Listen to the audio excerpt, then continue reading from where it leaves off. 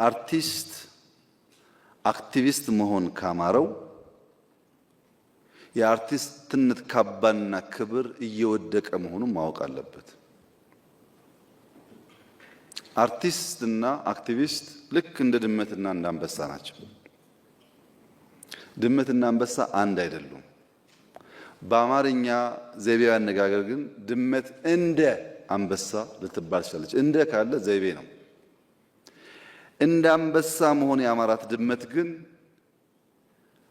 አይጥ የማደን አምሮቷን አሽቀንጥራ መጣል አለባት።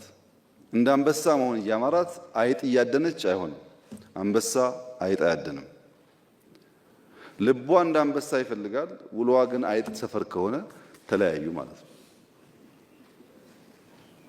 አርቲስት ይገርማቸዋል። በጣም ምርጥ አርቲስቶች ሳይቸግራቸው ይነካኩና መመለስ ያቀታቸዋል። እዩ ቆጥራችሁ አንዴ እዛ የተነካካ አርቲስት ያ የምታደንቁት የምትወዱት ሰው የለም፣ አሁን የለም። ምክንያቱም ያ ነገር ያበላሻል።